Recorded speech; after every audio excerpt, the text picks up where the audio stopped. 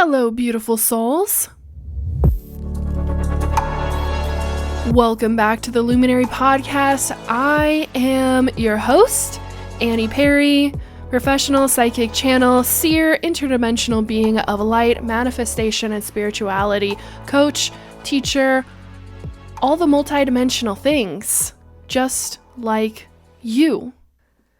As always, I am so grateful to be here with you guys again, another episode of the Luminary Podcast, and I'm really excited to finish the work that we started back in June of 2024, which was reading excerpts from the book We the Arcturians. There were two specific excerpts that the Arcturians from the Athena ship asked me to read on this podcast, and I have done so at the pace and speed that was pleasing to both of us. So you'll notice there was a significant gap in time between the first episode describing the Athena ship and all of the revelations and memories that surfaced for so many of you after you listened to that episode, which to this day is still my longest episode ever. It's almost 3 hours long. So maybe the Arcturians knew that for some of you, it was going to take a while to get through that entire episode because it is so vast and there was so much activation in that it was a single chapter from this book. So I'm very excited to finish the second chapter that they have asked me to read as we kind of co-create this remembrance activation for so many of you.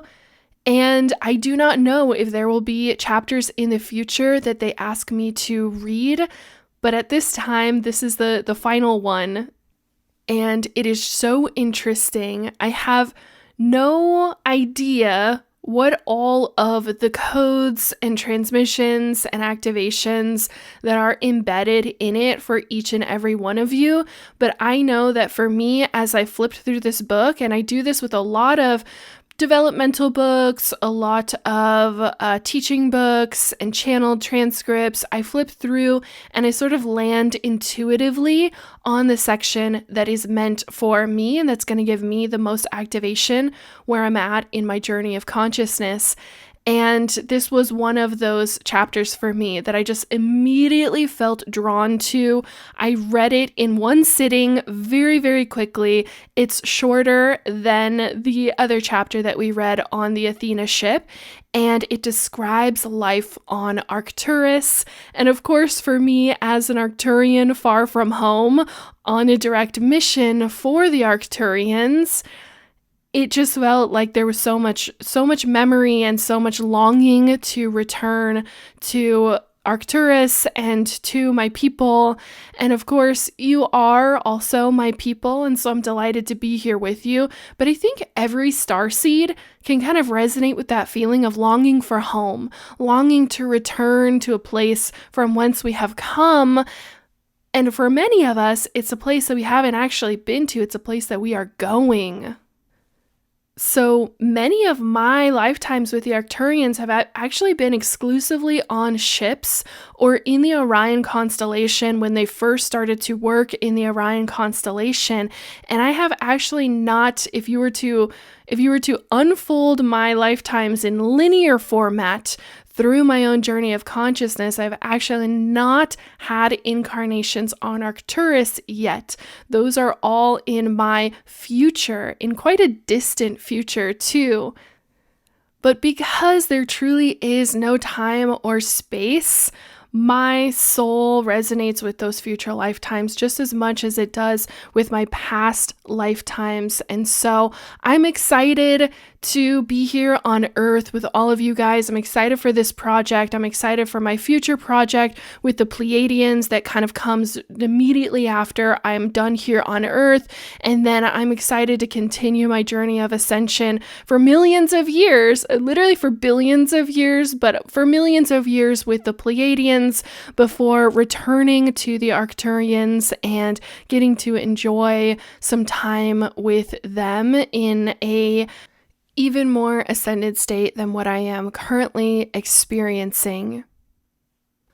Before we get into the chapter, I do want to talk about an incredible experience I had during the geomagnetic storm that many of you witnessed literally with your physical eyes. We had auroras that were visible all over the planet.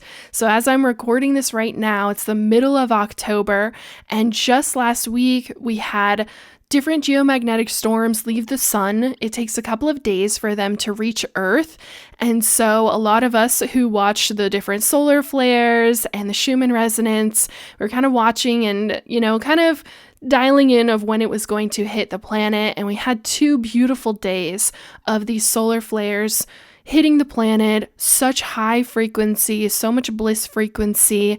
It did have its own timing with many storms that were happening here in the United States. A lot of those were in the news. You may have heard of some of them. We do tend to get a lot of hurricanes during this time of year. But a lot of you around the world were able to witness the auroras, at least here in the Northern Hemisphere. You were able to witness the auroras. I know some people in France saw them. I know that some of you in Canada saw them, some of you in the northeast of the United States, and even one of my mentors got to see them down in Sedona, Arizona. And I was so jealous because I was waiting for them here in the Pacific Northwest, but for whatever reason, even though Arizona is much lower than I am, I'm much closer to the north. For whatever reason, they could see them in Sedona. Maybe it's the elevation, and I'm quite close to sea level here where I live. But I didn't get to see them, but I'm so glad that a lot of you guys have gotten to see them, because one of the messages that came through was my guides telling me, as I was looking through all of these photos that people had posted online of the auroras, my guides were like, this is just your life now. This is just how it gets to be from now on. This is going to be happening as a regular occurrence. You will live in this beautiful planet. Everything is going to change. The topography is going to change. The weather patterns are going to change, but it is going to have the most beautiful outcome. If you are afraid of change, then you will see it as something negative. But if you are embracing change and evolution and the ascension of humanity into fifth dimensional beings, then you will celebrate it. Then you will see it for the beauty that it is. And as those storms were hitting the planet, I felt so much bliss frequency and just ecstasy and joy. And I even had a moment, many of my clients have heard this story already, but I had this moment of sitting at my desk and I was preparing my lesson for Elysium, which is my private coaching container going on right now. And I felt this just wave of bliss, ecstasy, energy enter into my body. And I immediately recognized that I was going into a transcendental state, that my oversoul was sending something important through. And so they weren't even knocking on the door. They were just barging right in. And I did what I always try to do these days. Instead of being caught off guard or feeling afraid or feeling hesitant, I just immediately surrender and I just am like, yes, send it all in, send everything you've got. I'll take every drop of it. Like, this feels so incredibly good. It is pure ecstasy. No drugs required, no sex required. It is literally the feeling after the most amazing, intense orgasm, but you don't actually have to have sex to have this most incredible ecstasy feeling. And my oversoul was just sending it through in absolute waves. And I was sitting at my desk taking it in, and I saw this psychic vision of me sitting at my desk. So it was almost like kind of out of body, but I was very much in my body enjoying this experience. And I saw this vision of this golden light, almost like a light ray that you see coming through the clouds. And this golden light coming down on me and entering in through my back and into the crown of my head. And it was just filling my body with this golden light. Golden light is fifth dimensional light, right? There's golden light, there's white light, there's silver light, there's all kinds of different light, but golden light is very fifth dimensional. And it was just filling my body, and so many transmissions and downloads were coming through, and my hand immediately went to my notebook, which happened to be kismetly open and ready for these transmissions. I just started writing everything. Many of you have tried automatic writing before, and I use it all the time. And so I was just writing out all of these transmissions that were downloading through, and it was so much about my destiny and this offering of being a teacher of wealth and wealth codes, and that I've talked about many times before is one of my main soul missions, to come here and to assist humanity in releasing or transmuting poverty consciousness and returning to our authentic truth, which is wealth consciousness. Wealth consciousness is inside of you, and it is underneath the illusion of poverty consciousness, the illusion that there could ever be any lack, that there could ever be any poverty in the most abundant universe. Our universe knows nothing else besides prosperity and abundance. And what I have often heard my guides call the wealth of nations or the wealth of worlds.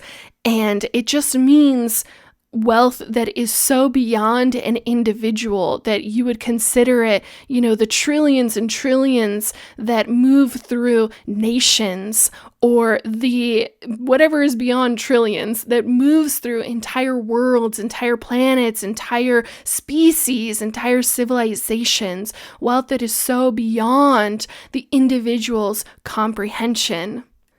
And when we really look at our universe, we see this so truly. We know, even human scientists know, that our universe is ever expanding. Expansion is more, more, more. Abundance, abundance, abundance. All of the planets, all of the stars. If you look at all of them, there is just this absolute abundance of them. They are seemingly never ending and always continuously expanding. So abundance and wealth and prosperity is the language of the universe. It is the nature of the one infinite creator. Infinity itself implies an abundance, more, never ending. There is no end. It is the eternal and forever wellspring. That's why my business is called Wellspring Official, because of this beautiful mission that I have to assist humanity in this. And there are so many others on this planet who are also on this mission, and each of us will interpret it in our own unique way, and each of us will have a piece of the puzzle to offer all of those who feel resonant with leaving behind the illusion of poverty, the illusion of lack, and embracing their true nature, which is wealth and prosperity in every area of your life and everything that you could possibly imagine.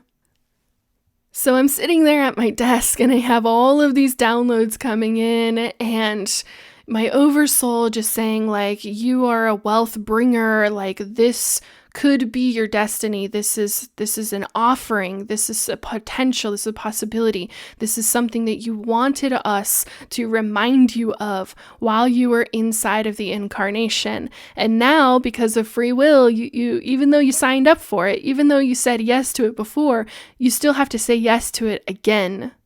And I was like, fuck yes, fuck yes. I was like, I have no idea how this will turn out. I have no idea all of the things that I planned before incarnation. I don't know all of the details. I still have to channel for myself. I still have to go and retrieve things from the Akashic records. And for every individual, it's so vast. I mean, I could be in there reading my own Akashic records for 200 lifetimes, and I would not even make a dent in everything that is in my own records. So I don't know all of the details, and I don't need to know all of the details. You don't need to know all of the details, but you do need to say yes to say yes to that thing that literally sets your soul on fire. There is nothing that I get more worked up about and that I can talk about for longer and longer and longer amounts of time than the transmutation of poverty consciousness to wealth consciousness. It is that thing about the world that will make me cry when I think about it, because it breaks my heart to see people suffering under the illusion of poverty consciousness and not remembering that it's a choice. It's a choice you didn't realize that you were making. You didn't realize that you were choosing poverty consciousness again and again because you thought that it was the only option. And you have not yet, for some of you, come into the awareness that there was another door inside of the room the whole time. And that was wealth consciousness, which is your higher truth, which is a higher frequency, a higher vibration, which is available to you at all times, at any time that you choose it, because you're a sovereign being of light and you have free will, and it is all your choice. So I get done having all of these transmissions and receiving all of this ecstasy, and then I'm kind of sitting there in the afterglow of it, right? And I'm just basking in it. And then I started laughing with my spirit team, and I was like, you guys, I literally just told them on the podcast, like a couple of episodes, that there was no one who was going to come down from heaven and tell them what their destiny is. And you guys just literally came down and told me what my destiny is. You're messing up my flow here. But we had a good laugh about the irony of it. And they told me, you know, your destiny comes through so clearly to you because it's something you think about all the time. It's something that you reach out and ask for. And it's true that I have spent so much time in different meditations and conversations with my guides, just revealing more and more of what I came here to do and following that highest passion, following those breadcrumbs of what breaks my heart about the world, which is a Sarah Blakely question, and what sets my soul on fire. What can I talk about forever without stopping? What is it that I get up every day and want to do and want to contribute? What would I do for free for the whole world until the end of time? What would I do? And I know the answer for myself. I have reached out into the void, and my oversoul reached back. These are questions that you can start asking yourself. You can start reaching your hand out into the void. And I promise you, your oversoul is going to reach back. You're going to start having these transcendental experiences. You're going to start having the ecstasy moments, the moments of complete clarity. Because when you ask, it is given 100% of the time. Needless to say, I'm very excited for more of these geomagnetic storms, all of the solar flares that are coming to support us while we are here on Earth and bring us that higher light. So keep your eye out on that. If you don't follow some people, maybe on social media, that post the Schumann resonance pretty regularly, you can also check it online for yourself and keep asking for what you want and what you are seeking. All right, let's get into this chapter from the book, We the Arcturians, A True Experience by Dr. Norma J. Milanovich with Betty Rice and Cynthia Plosky. You can get this book online if you feel really connected to the Arcturians or you want to know more about them and their civilization. This book really has to do with the ships that are right outside of our atmosphere, actively working with humanity. They do have their own differences between my sending ship, which is the Lightbringer. That one is located much closer to Arcturus. And some of the other Arcturians that have traveled throughout this galaxy, some even further through the universe, some who have gone into other universes. So there are different Arcturians, if you will, that are out there, but this is specifically transmitted from the Athena ship that will be here with humanity all the way through our ascension. So this chapter is called The Visitors. And the first question is, please describe your physical characteristics to us.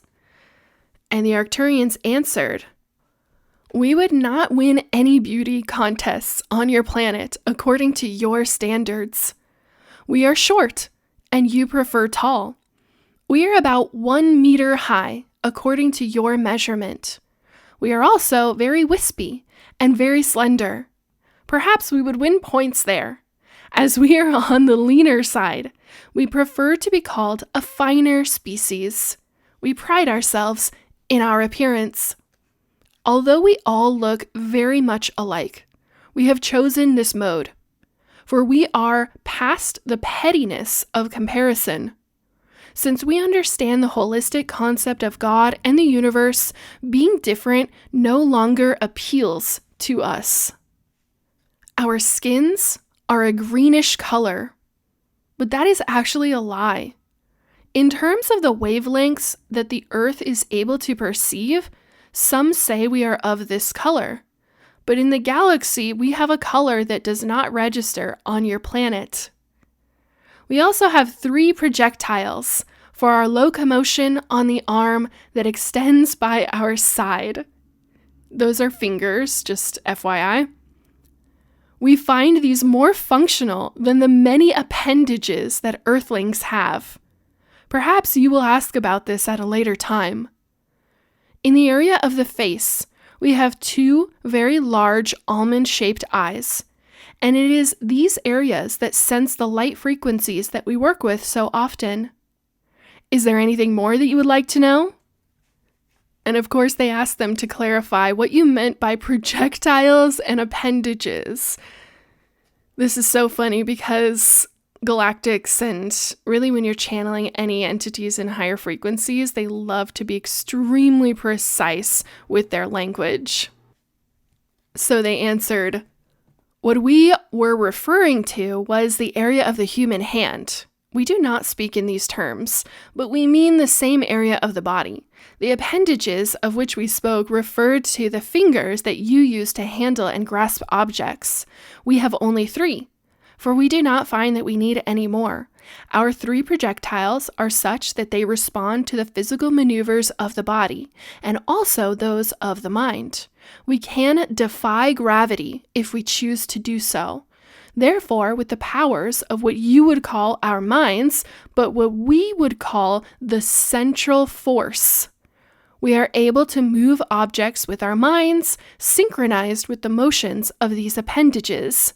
Therefore, we do not need all 5 digits, and we do not think that any more than 3 is inefficient. No offense, please. I don't know if it's because I'm Arcturian that I find their humor so funny and like their kind of sarcasm, but I do want to draw your attention to them saying what we call the central force and how Star Wars-y that sounds, because there is a central force and sometimes they also call it liquid light. But what they're describing is telekinesis. They use their energy to move other things that are also energy.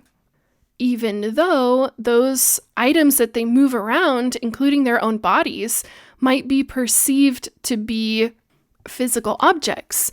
And I've talked about telekinesis before and how that's the one thing that I'm so excited for us to restore to our psychic gifts is telekinesis. And some other psychics are very interested in teleportation. I haven't explored that as much, but I am excited for telekinesis because I have been told that that will be coming back online for humanity. It must. But as far as the timing, that's really up to us. And so everyone get on it. Start working on your telekinesis, because once telekinesis comes online, like, the jig is up. We're going to start remembering who the hell we are. All right, the next question is, what is your means of locomotion? Do you have legs? And their answer is yes, we do have legs. We use them on all of our journeys, but we also do not need them if we choose not to use them. We can float, but we do not attempt this movement with any kind of consistency. The next question is, by floating, do you mean levitation? Also, can you direct your floating where you wish to go? The answer is yes to both of those questions. Levitation is the defying of gravity. We can do that, for there is no such thing as gravity in the fourth and fifth dimensions of time and space. We can direct our motion and move in the direction that we choose. We do that by tapping our consciousness into the liquid light, and this brings us to our destinations. We do not use this mode of travel on a consistent basis, for we prefer to use our appendages, or legs, just to give them the exercise that they need. Well, I wonder if this is why I'm suddenly so into running. Just remembered that my legs need more exercise. Their next question is, what is your means of nourishment? And the Arcturians answer, we consume energy, just as all of the beings in the universe do. We have a different form of food than what you are accustomed to eating. We prefer mainly effervescent liquids that are high on the vitality scale for the spirit. Those foods that vibrate on the lower levels cannot be consumed by our people, for they are of the nature that will dull the senses to the higher consciousness and states of mind. If we were to describe some of the foods we consume, we would have to describe them in terms of some of the minerals that you have on the planet Earth. We do not choose those of an unstable chemical structure. We can produce just about any combination of vibration foods with the ship's devices. And we do not dwell on the flavor or smells as you do on Earth. We fill the inner mechanisms with energy in a similar fashion as you fill your automobiles. When we run low on the vibration that we need, we make a concoction of the highest grade of energy and vibration to accommodate our spirit. We do not have to do this on a regular basis. We only do this when necessary. The next question is, how do you reproduce your species? The Arcturians answer, in all more enlightened species, the reproduction cycle is left to assignment of a few chosen ones. We reproduce with much pride, but we do not have to mate physically, for we are all truly connected with the spirit of the holistic concept of God. So, in this process, we find two of the complementary energies of embodiment. Even though all of our beings do look alike, we will find them in the vibrational frequency patterns that are conducive for reproduction. To you, it would be like the splitting of a cell inside the womb of the female. We find that the presence of these two compatible vibrational frequency produces, within one of the two members, the cellular structure that begins to sing the music and vibration of the new life, as you would call it on Earth. The term of the sapling is then kept by both of the makers of the new energy until the young is able to care for itself and to be removed from the one. That would be the carrier. And just another FYI that this is all being channeled from Giuliano, who is the commander of the starship Athena. The next question is, what is the color of your eyes? And are your eyes the primary mode of seeing? The answer, our eyes are likened to your color of dark brown or even a black color, if we may call black a color. This is so as we are beings who need this coloring to shield our eyes from selected rays of the sun.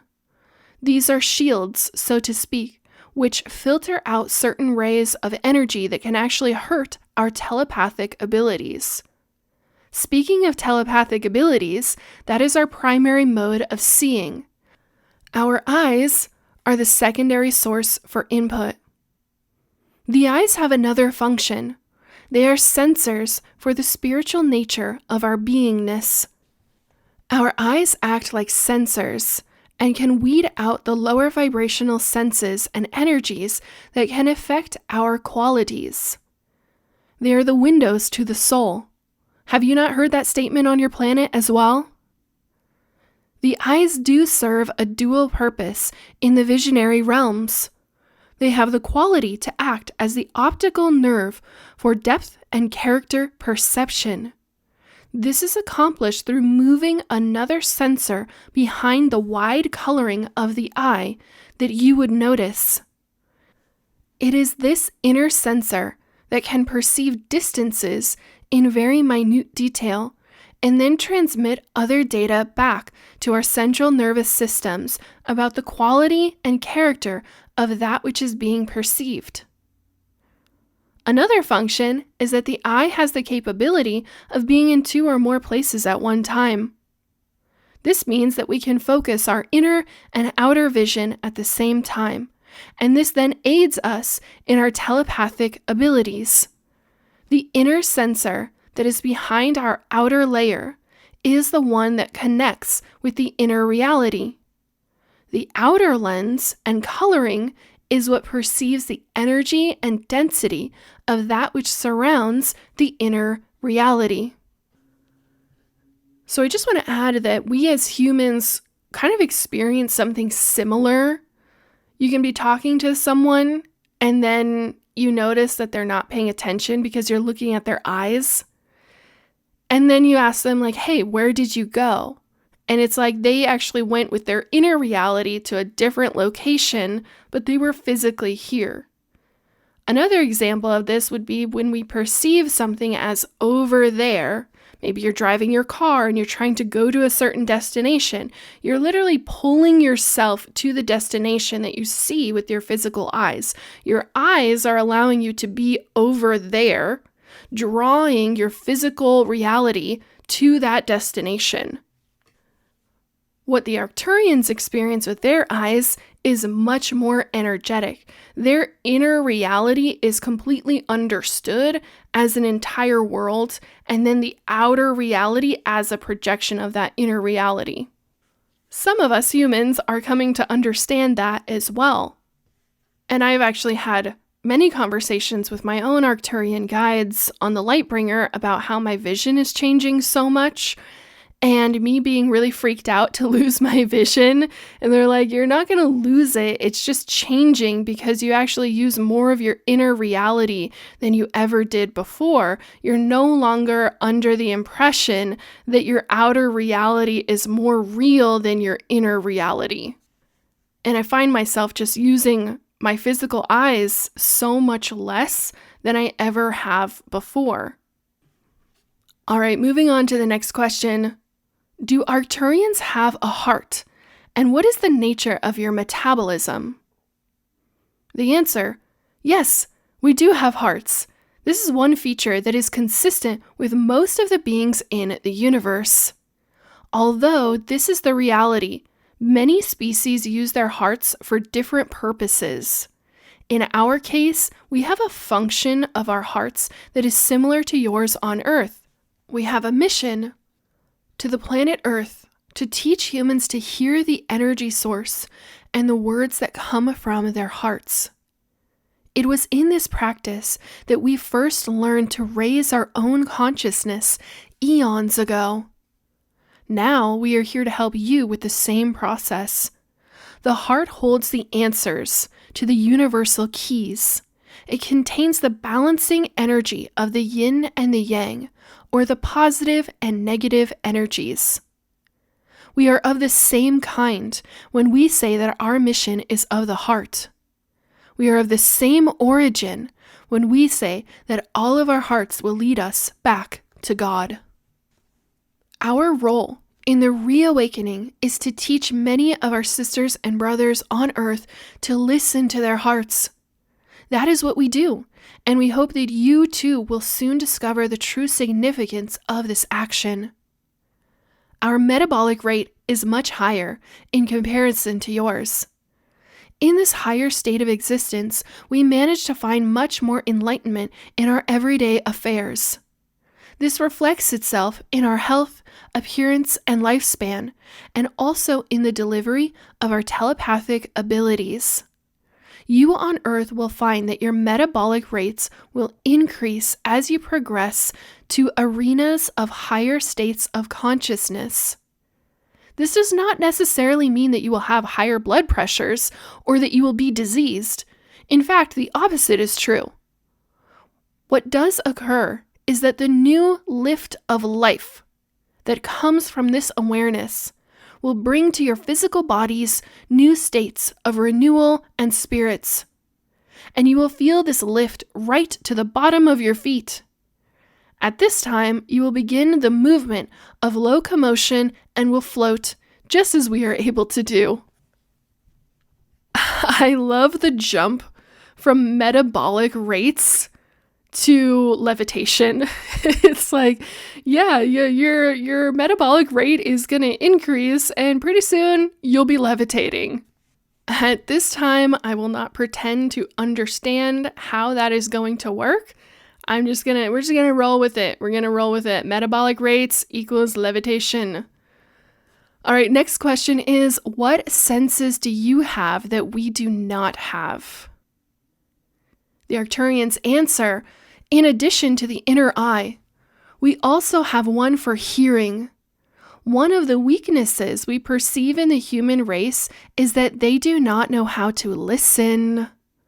We also did not have this ability well developed in the beginning of time.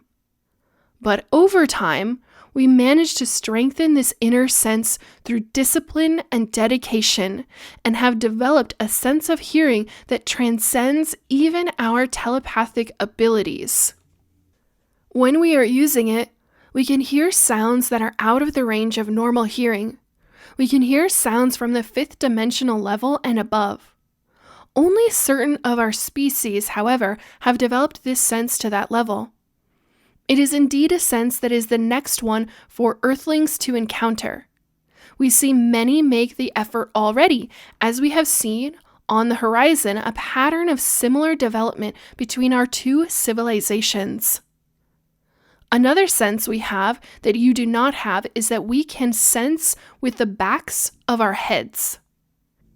We have what you would call a nerve that is well developed, which is situated in that part of our central nervous systems. This sensing nerve is there for the development of powers that enhance the manifestation powers for which we are known. This nerve is situated in such a place that, depending upon which way we tilt our heads, we are able to gain access to different forms of information to help us make decisions relating to that which we wish to manifest. It is interesting to note that several of your movie writers have depicted space aliens with a strange tilt to their heads at times. This is so because it is one of the realities of our existence. We do have this habit, but it actually is for the purpose described above. Other than these, there are no other exceptional senses that we have developed. So what I would like to add to that is when they're talking about manifestation, they literally talk about that in terms of the creation of anything in their reality. So everything in their reality is not put together with their hands, with their appendages, as they like to refer to them. It is put together through telepathy. And so they build their ships through telepathy. Everything that is moved together, they call it manifestation. And that is how they make all of their devices, their technology, their ships, their smaller ships that come down here to the planet. All of that is created through their process of manifestation, which is literally telepathic movement of energies together to combine and to create something new. You and I do that in a much less obvious way. And if you want to learn more about that, you can check out my episode on law of attraction. All right, let's move on to the next question. What is the lifespan of the Arcturians equated to our years on Earth?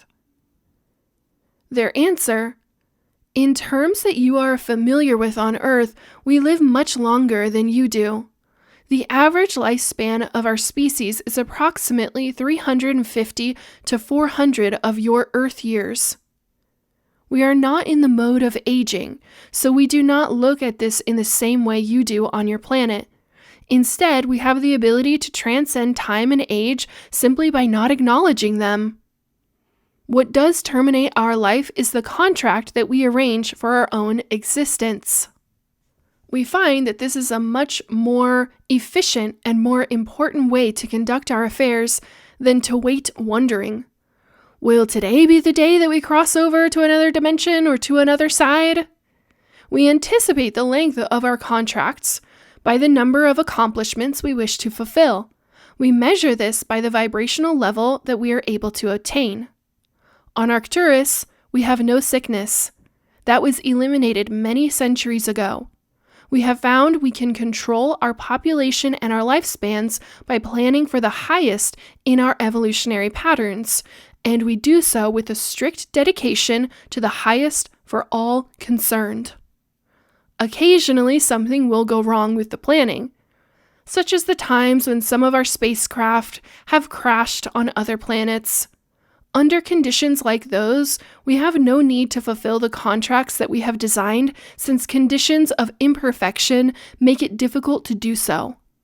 Therefore, those beings are excused from their existence and assignments, but do report back to the elders in another form of consciousness. This perhaps should be left for another dialogue, as this aspect of our life does and would take a considerable amount of time to explain. So hopefully now it makes sense to you guys why I am so mission-oriented, and if you are more Pleiadian or more Lyran, I find the Sirians tend to be pretty mission-oriented as well, which I think they got from influence from the Arcturians, but us Arcturians really think of our lives in terms of the missions that we want to fulfill, and the fulfillment of those missions being like, okay, now I'm done. I can leave whenever I want. Like, we're all good. I finished everything that I wanted to do here. It is a very divine masculine way of being and way of thinking and way of operating.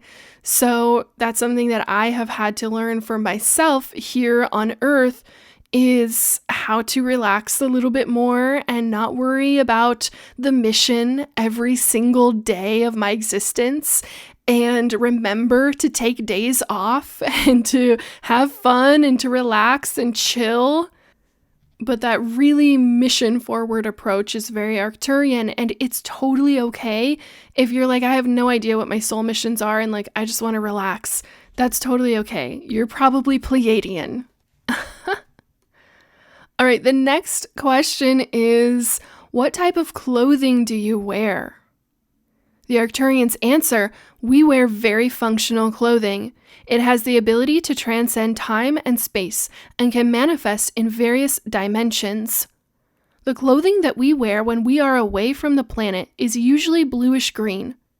There are different shades of this coloring, and it is designed primarily for the protection of our species when we are outside the rays of our own solar system.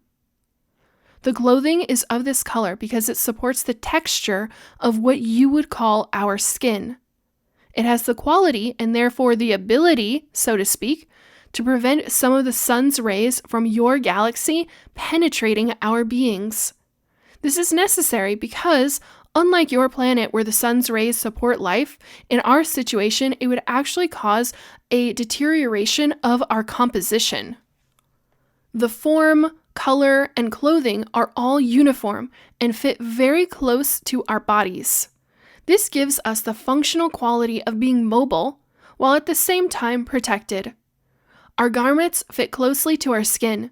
We do not wish our skin to breathe as you do on Earth.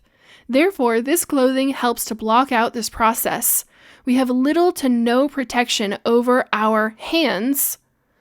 We do not have the protection of color or fabric over our head area either. We use this garment to help us with locomotion, for this has a sensing device that helps us tune our faculties to the former position of the oneness of the mental quality. We use this clothing to help us filter out and filter in the consciousness and thoughts of those with whom we are directed to interact. This is a safeguard, for we are in a strange atmosphere, cluttered with lower vibrations, and we sometimes have difficulty, even with this protective clothing, in communicating telepathically in the highest and purest forms. There is a strange quality about the planet Earth that we learned to identify many centuries ago. That is why this clothing was designed, and it was done so specifically to support our journeys to Earth. There is something else that is very special about our garments we wear. They have no pockets, and they do not have any openings. Perhaps we should let you figure out how we put on this attire. This could be a puzzle for you to contemplate. And we will be amused to learn of the logic that you use to figure out the solution to this subject. So the interviewers go on to say, well, we think you might be dipped in the fabric, or the garments might be applied electrically. We hypothesize that you can penetrate the garments by dematerializing and then materializing within them. Another suggestion is that you are clothed with light. Are any of these correct? And the Arcturians say no, but we appreciate your attempt to answer this puzzle. Actually, the way that we move in and out of these garments is through passing our form through the 5th dimension to the 4th dimension and then to the 3rd dimension of time and space. We use this for these garments are actually created for purposes of protection from the difficulties in the 3rd dimension. We come from the 5th dimension, but we must pass through the 4th before we can come into the atmosphere of Earth. To confuse you even more, remember that all these dimensions do exist simultaneously. Therefore, we must move with the currents of the electromagnetic fields around the Earth. It is one of the special chambers in the ship that provides us with the technology and instrumentation to perform this task of dressing and undressing.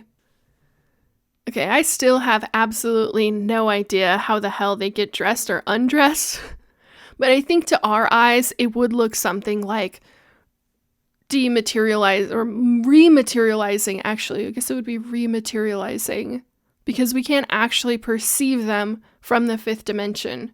Well, maybe you could if you were tuned into the 5th dimension. So I can see them if I go into meditation and go into the higher dimensions.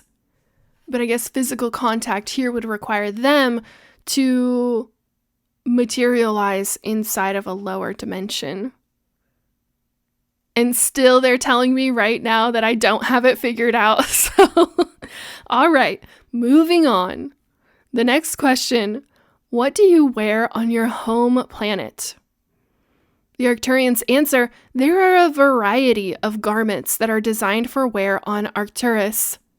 We sometimes have the problem of having an over-selection in this area, for we are steeped in formality. Most of the time, we wear free-flowing garments that do not hinder our locomotion, for we do not use this mode of travel as frequently there as we do when we travel abroad. You see, our character and composition changes depending upon where we visit. We must adapt, just as you find that you must. The garments that are used for everyday existence on the planet are either non-existent or they are of the protocol. To define what we mean by of the protocol, is to tell you that they are somewhat like uniforms. We do not look like we are in a competitive display, and it is important that I state this now. The different garments are merely for uniformity of respect and the laws which we admire and which we adhere. We tell you this for in appearance we all look very much alike. There are very few differences between our physical appearances. This is so because we feel that it is non-functional to compete or to look different from one another. The various garments, then, are only used for the adornment qualities of showing respect. Does this give you enough information, or do you wish for me to continue more at this time? And their next question was, we are curious about what you mean by non-existent clothing. Please explain this concept. Their answer, what we mean is that we feel we do not have a need to adorn ourselves with any garment. At times of meditative contemplation, in the pursuing of the path to increase one's own vibrational quality, or the right strategies for growth and development, a being does not need to adorn itself with clothing. Our, quote, children, unquote, do not have to wear any either, and there are many reasons why it is important for them not to for the first several periods of their development. Therefore, we have and do use the term of non-existent to designate the lack of. And the questioners ask, you do not need clothing for warmth? Their answer, our clothing was never designed for any function other than respect and protocol. On Arcturus, we do not have the cold and extreme hot temperatures that you have on Earth. We are contained in the vibrational frequency that is above the light spectrum known to Earth. It is a dimension that is not of the duality but of the oneness. We can manifest whatever we need, and we do so with only the directive of serving our own vibrational quality in making it more compatible with God. We do not need clothing for warmth, for we do not experience cold. The ecstasy of this condition for living is indeed one that the planet Earth may achieve one day, as it, too, is consumed by the great central sun. This is one of the benefits that come from living in a higher existence. So really, they wear clothes for the same reason that we do, in order to adapt to a certain environment, but their home environment on Arcturus does not require them to adapt to anything because they are at oneness with the environment. But here on Earth, we are not at oneness with our environment, so we experience extreme hot, extreme cold, self-consciousness, a need to be different, a need to express ourselves outwardly, and that's why we have clothing here.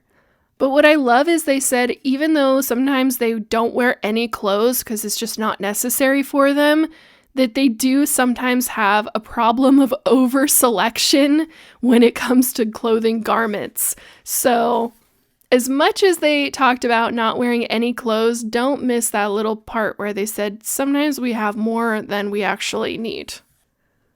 All right, the next question is about Earth. They asked, are we the emotional planet of the universe? The Arcturians say, you are indeed emotional, but it is all in degrees. You have not mastered your emotions. That is the critical element for higher consciousness and transformation. There are also other planets that are inhabited by souls who are more emotional than you, for they know that it is through the direction of feeling that color and sound manifest into the physical. We are of such a planet. We are different, for we have mastered the flow of the currents that come from our emotions. In this respect, the people of Earth are indeed like infants when it comes to maturity. We are the emotional planet of the universe. You are the weakest and least disciplined of the species. And you gotta love it when the Arcturians just serve it to you straight.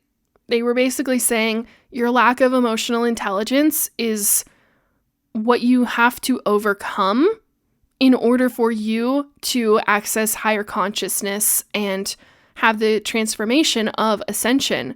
And that's why when I work with the Arcturians in ascension-related topics, it always comes down to spiritual maturity, emotional intelligence equals ascension.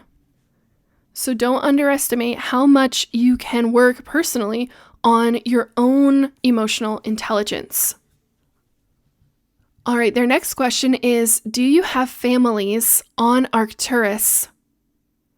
The answer, we have the unit. It is not the same as what you have on Earth. Instead, it is the dominant factor for controlling the young's vibrational frequencies. You see, on Arcturus, we are concerned with the oneness of the civilization. In comparison, we view the Earth inhabitants as humans who are interested in preserving and actually promoting separateness. We think you call it individual identity. In that situation, a family can be a very important structure, for in this organization, an individual's personality type is nurtured. This mode of behavior often brings to that individual certain select opportunities that enhance his or her individuality. The parents and friends often encourage and promote this as well. On Arcturus, we have a unit structure that promotes increasing the young's vibrational frequency. This unit structure is comprised of some very dedicated, wise souls who understand the principles of energy. They are also skilled in the laws of physics as applied to learning. In your culture, you would call this psychology. It is the behavioral changes that make the differences between individuals. On Arcturus, it is the increased vibrational quality that adds to harmony and understanding. This is the basic difference between our two civilizations. The next question is, how are these dedicated wise souls selected to be in charge of the unit structures? Their answer, the selection process is simple. Those who are deemed at birth to have the color of the violet equivalent frequency are those who are initially screened for the positions. These souls are not at all like the ones on your planet who are later given the terms of babysitter or childcare expert. Instead, these souls are selected strictly on their color frequencies. For it is in this aura reading that we are able to determine one's ability to learn and practice the laws that will be applied to learning situations later in life. We have an extensive screening process for what would be called Phase 2. Since the raising of our young is so important, we do not allow just any frequency to be near them while they are in the very delicate developmental years. We cannot predict what the frequency of each soul will be at a later time in its life, but we can tell just by the color of the aura reading what the potential for that soul's accomplishment will be. So in this Phase 2 process, we put the souls through many tests to determine two things. One is how well their energy fields can intermingle with the other souls around them. This has something to do with their telepathic abilities later on in life. This also has to do with what you would term intelligence. Since we want only the wisest of souls to associate with our young, we will measure these very carefully. The tests that we put them through are ones whereby we allow them access to a special room and environment that promotes the extension of one energy field into another. It is about the only chamber on our planet that has what is called a conflicting energy force field. What this means is that it not only has the ability to promote the mixing of force fields, but at times it will usher in an energy field that also splits them apart. A being in this chamber who has incredible power to intermingle its energy force field with another's is a being who can also resist the force that tries to separate these energies. This being's abilities are measured and recorded on very sophisticated instruments, and in a matter of moments, a determination is made. It is these beings we desire to have near our young, for it is they who can promote the increased vibrational frequencies of our young at a faster rate. The second test that we put them through is the flag test. This is the final determination test that establishes the credentials of those who will receive these honored positions. You can see here another distinction between our two civilizations. We on Arcturus have the feeling and awareness that those who govern our units and take care of our young are the highest and wisest in the land. We observe that you have quite the opposite feeling on Earth, and in fact give those individuals very few rewards for their efforts. We also notice that you do not have extensive screening processes for these positions, and we observe this with much interest. There are two reasons why we give our beings a flag test. The first is to determine if they have the desire to receive the benefits and privileges of this position in our society. The second is to determine which ones are the most qualified to rule the units and to be of service on the level with the young themselves. The flag test that we use is only another device by which to choose the beings who must serve in a rulership position that is reserved for the highest. The test is comprised of two parts. The first is the identification of weaknesses and strengths of the system of oneness. In this test, the being is actually taken on experiences of moving throughout our civilization. In this experiential program, the soul is given many tests of compassion, patience, and oneness with one's divinity. In each test, the being is asked to identify the lessons that need to be learned in acquiring the frequency associated with different selected choices related to handling these situations. In the answers, each being actually receives many or few flags for building the energy force field within its own presence. The one who does acquire the most flags is not actually the automatic winner. The ones who figure out the process of acquiring knowledge and the reasons for the answers are selected to become the elders in the rulership position of the units. Those who acquire many flags by passing many of the tests are rewarded for achieving the highest form of vibrational quality, and are therefore honored among the group as being of the most radiant. What this does for the society is to direct the attention of the light toward an innermost group, and they in turn filter an energy flow to the rest of the planet. This provides for a higher frequency to filter into the collective consciousness levels. I love how they called out Earth for not giving any benefits to the caretakers of the young, which in our society is most often the mothers. And they're basically saying, like, the mothers are the ones who deserve the most benefits. They are the most high. They are the ones who have the vibrational ability to handle the young and to raise them and to show them how to exist and operate in your society. They should be given the most benefits, the most accolades. They should be lifted up for their work.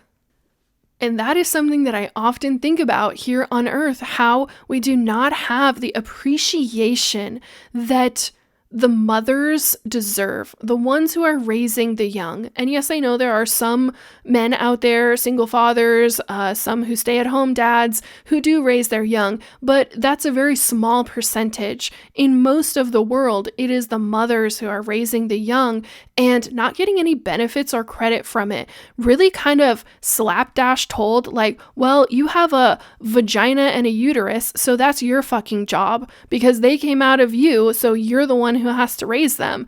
And on Arcturus, it's completely different. I mean, can you imagine having to do tests to see if you are worthy to just be in the presence of their young, to just be in the vibrational presence of their young?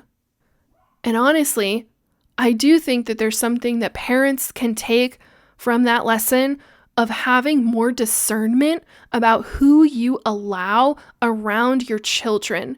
Are they of a high frequency?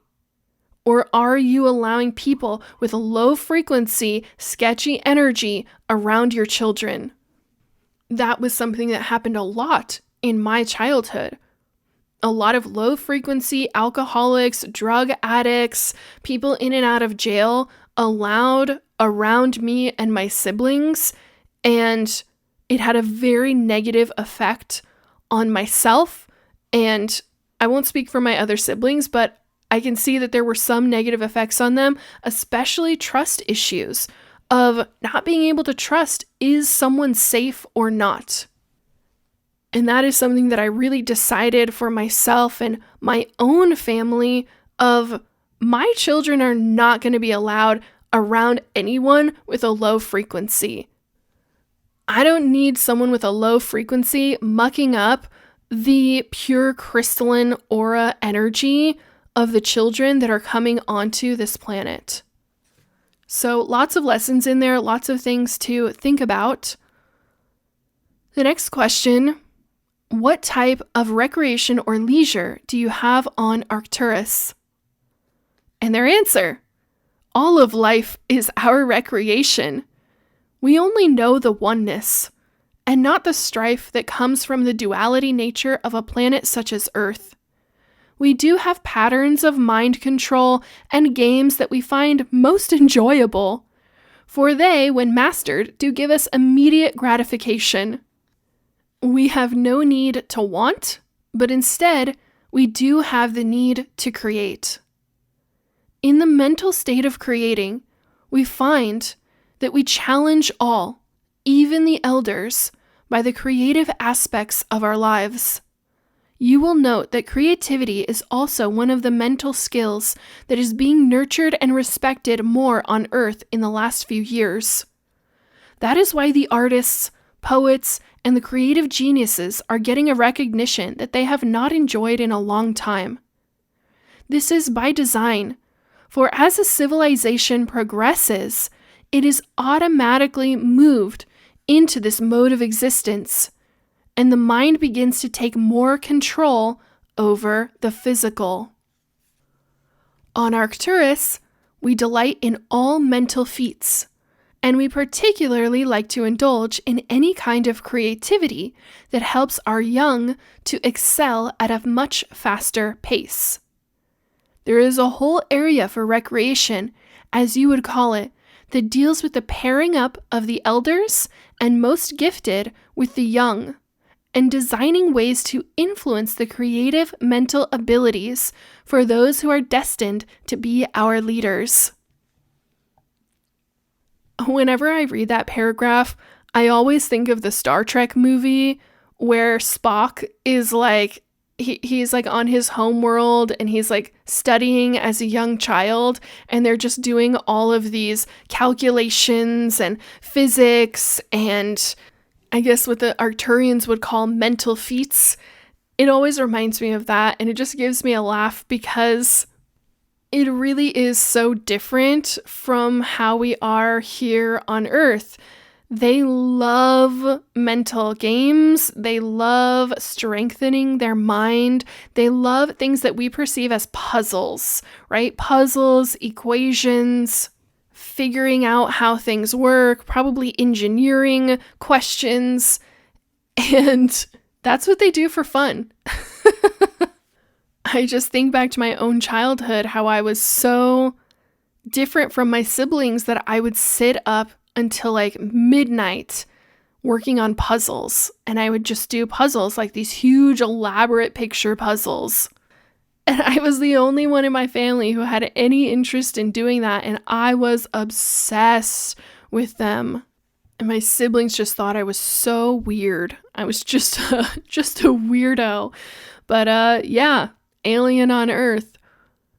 So the next question is, what is the measurement used on Arcturus for days, months, and years? The Arcturians answer, the measurement that we primarily use is outside of time and space. Again, it is what we call the increment. It is the measurement of success and not of the time elapsed for the accomplishment or the defeat of a task. Our measurement is one which we are required to follow for every detail of our lives. We are born into a civilization that only looks to the oneness and holistic concept of God. In this oneness, we are conditioned and taught to learn that all are together for raising our vibrational levels. Therefore, the only measurement we honor is that which can be measured by our frequency counters. I fear that it may disappoint you to repeat this again, but may I say that we truly are outside of time and space and therefore do not have any measurement for it. The next question. Is not Arcturus subject to the same laws that Earth is? In other words, does your planet revolve around its two suns and thus create dark and light and seasons of the year? Their answer, no. No. On Arcturus, we do not have the divisions of minutes and hours that make up the evolutionary path of a culture. Instead, what we have are the increments of evolution that are absorbing our planet into the great central sun. This is an entirely different process. We do have a planet that rotates on an axis, similar to yours. But because we have two suns, which, by the way, do not give off the same color of light that your sun does, we do not have the night and day syndrome that you do. We can tell only the degree to which we are evolving in the universe. We care not for the finite moments of measurement that the minutes in your calendar give you. Instead, we rejoice at the measurement of the soul, which has obtained a higher vibrational frequency, for we know that enlightenment will bring peace of mind and harmony. Our measurements come from those of balance. In reality, so do yours. You are constantly looking for the balance in your lives too, but have developed a false system to measure it based upon time. We find the balance by the accurate measurement of the radiance. That is all we know. The minute-by-minute analysis of your civilization does not exist in ours. The seasons on Arcturus are those which we choose to manifest.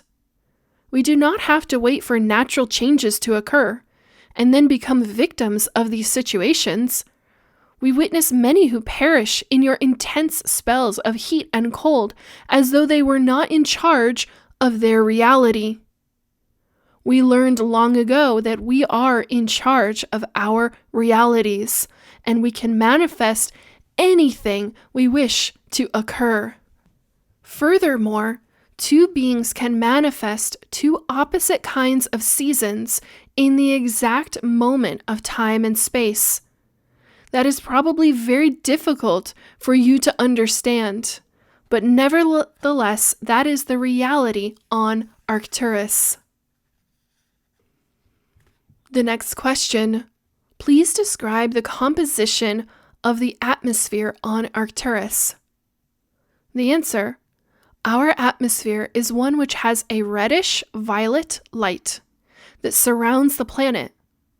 This coloring serves as a natural protective coating for the sensitivity of our eyes, and especially the inner eyes. We could give you the names of the various gases that surround our planet, but they would mean nothing to you. So therefore, let us describe their function and how they support us. One of the gases that is the most prevalent is of a nature that would be described as a poison to you on Earth. It is a gas that has a corrosive quality to it. This gas is necessary for our development, for it has the tendency to cleanse the negativity from around the planet. In short, it does not allow the negative quality of energy to function in the same way it is allowed to float and function around the Earth.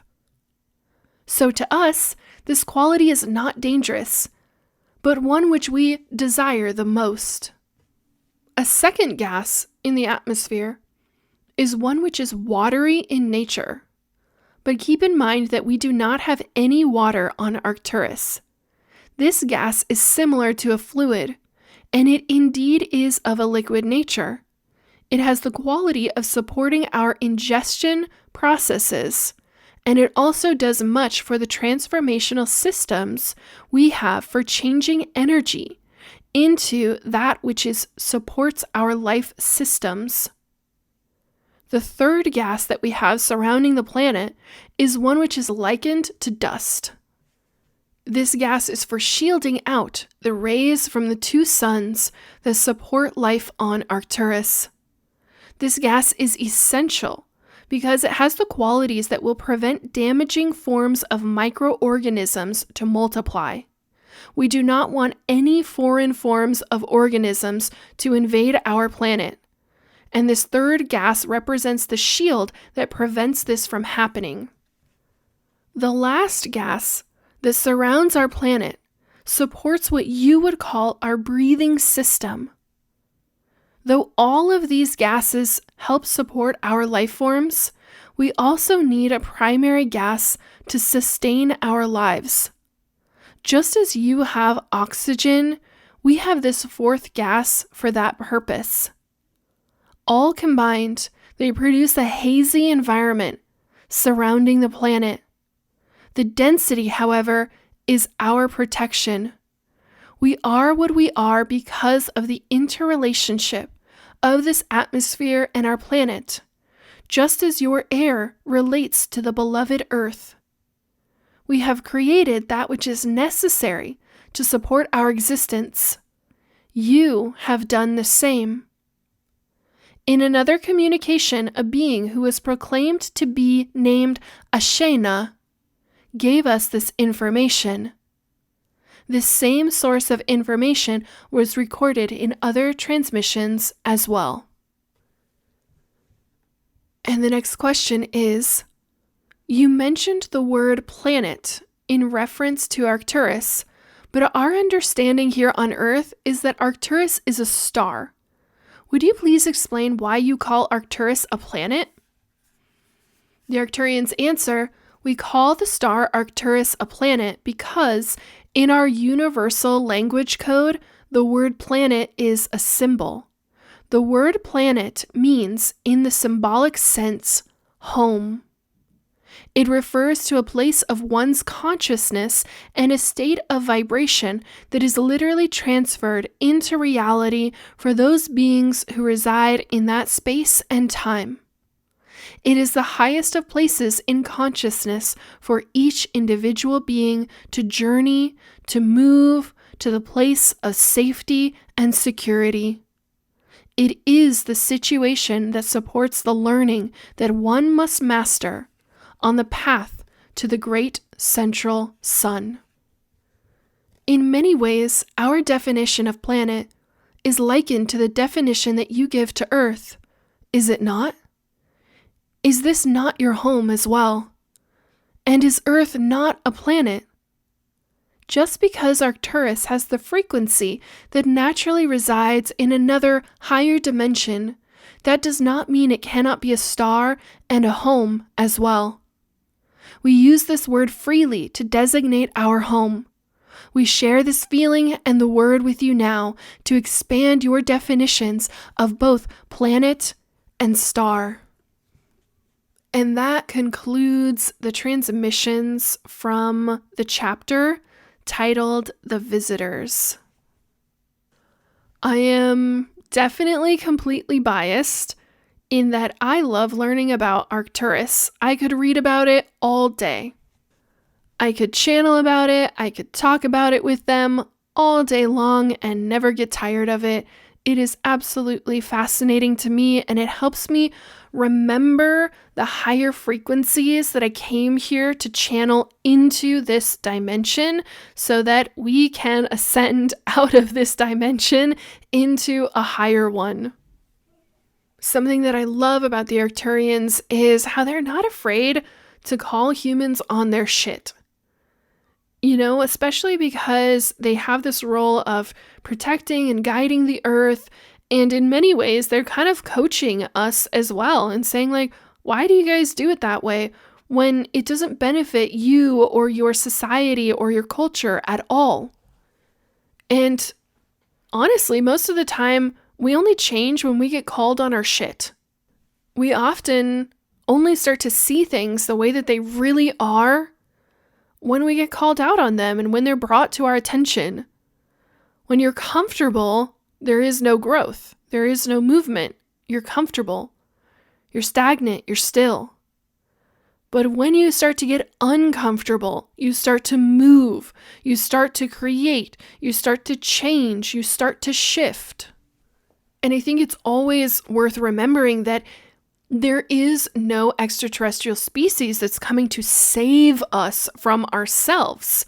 It is our responsibility to change and evolve and create a society that supports all of us and leads us deeper into ascension, deeper into oneness, further away from separation or the illusion of separation. It's our responsibility. The most that extraterrestrials can do is send souls like us, like me, like you, from these different civilizations into the Earth civilization. But we have to go through the whole incarnation process, the whole birth process, the growing up process, being engaged in linear time process. And then, of course, the death process. And the truth is that when you come into these really dense realities, as a starseed, as a light worker, coming from a different civilization into this one here on Earth, you have such a high likelihood of forgetting who you are, forgetting why you came. And many of us, before our awakening, we were totally lost to who we were, to why we came here. The direction my life was going in for 27 years was polar opposite to my missions and what I truly came here to do and the truth of who I am. So it's up to us. And something that I always find a little bit comical is how much humanity has villainized the term agenda. Like, oh, the dark agenda, or oh, they have an agenda. And I'm like, I have an agenda. Like, I literally came here to influence as many people as I possibly can, to remember the law of one, unity consciousness, to help them remember who they are, to assist them in remembering how to create a reality in a higher frequency. Like, I have a big agenda. Like, I am here to influence you in any way that I can that supports my agenda, my missions, why I came here. And not everyone on the planet likes that. A big part of being a starseed and a light worker is being okay with the fact that some people on the planet are not going to like you. They are not going to agree with your agenda. I would wager that if I walked into any church and started spouting off my agenda, that they would point at me and scream, "Heretic, burn her at the stake." And I had to be okay with that. I had to be okay with not being fully accepted by every single of the 8 billion souls here, with not being fully wanted by all of them, with not being fully understood by all of them, but still with every fiber of my being committing to my mission, committing to the agenda that I created for myself in this lifetime. Blazing the trail, standing at the leading edge of creation, doing things that have never been done before on this earth, speaking words that have been forgotten on this planet, speaking truths that have been completely forgotten and blocked by lower frequencies. So it's good to get called out. It's good to get called on your shit. It's good for you to get uncomfortable. It's good for you to change, for you to evolve. It's okay for you to be disliked by some people on this planet. It's okay for you to have an agenda that not everyone agrees with. And it's okay for you to be dedicated to your mission. And at the heart of every starseed is this desire to help and serve others. You have to trust your heart. Just like they were talking about, you have to trust your heart that it is leading you, that it is the way home, that it is your authenticity, and that it can lead you to a life of complete and absolute fulfillment. So when your day comes for you to leave, you look at all of your soul missions and you say, I feel fulfilled. I feel complete. I did exactly what I came here to do, and I'm ready to leave and go on to the next one.